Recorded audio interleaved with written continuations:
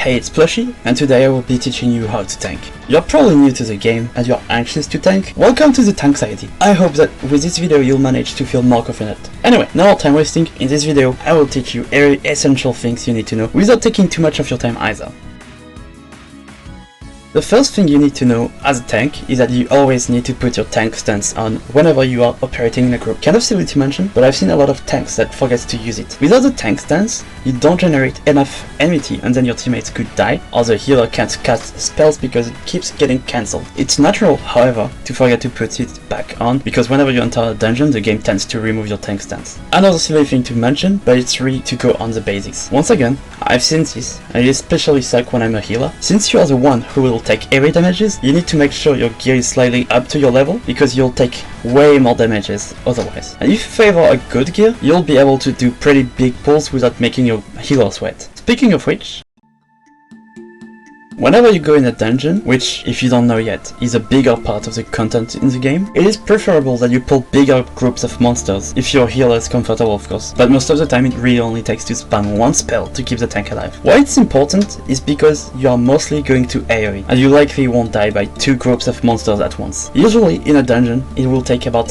20 or more seconds to kill a group of monsters. So if you only do one group of monsters at once, it will be way longer to go through a dungeon. Of course, it's not to speedrun, but to make dungeons more convenient, especially that if you want to level up quickly and you have to spam a dungeon for just one level, it kind of sucks. Doing big pulls allows you to use your big cooldown defense buff spells without it going to waste as well. By big cooldown I mean like 1 minute or more, but it's still kind of big. Whenever you pull monsters, a list of enmity appears on the screen. Always keep an eye on it, because you need every monster to have a red circle. If it becomes any other color, orange, yellow, green, it means you don't have the aggro on the said monster, and in that case you need to target them and get it as soon as possible, because it means a teammate is getting attacked.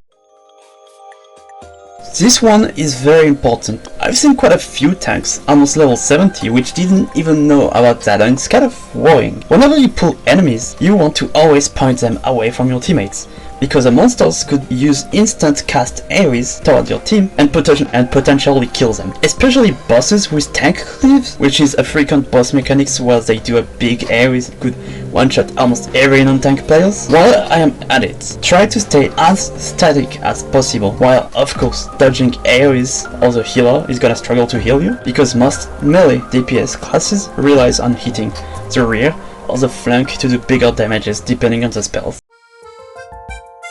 Regarding the limit break on tanks, it's almost never used. There is very rare situations where you need it, and I can only think of 2 boss fights on top of my head where the tanks need to use a limit break. So you won't have to worry about that, it's only needed for very specific mechanics. The last thing I'm going to talk about is the role actions you benefit as a tank.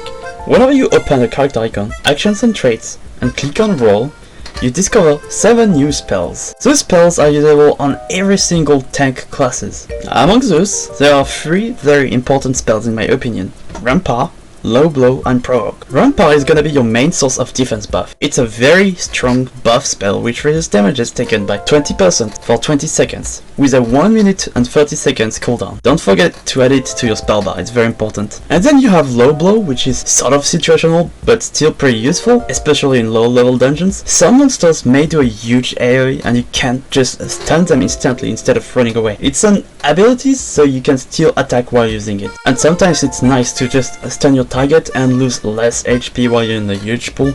Provoke is also situational but great. If you die in a fight and get instantly revived and your teammates are still alive, for example in a boss fight, you can use it to get the aggro instantly back at the top without struggling to save your teammates. Reprisal is nice, but I don't see it as useful due to it only lasting 10 seconds, but it's still useful. Edda, the rest remains very situational. And that's it for my video.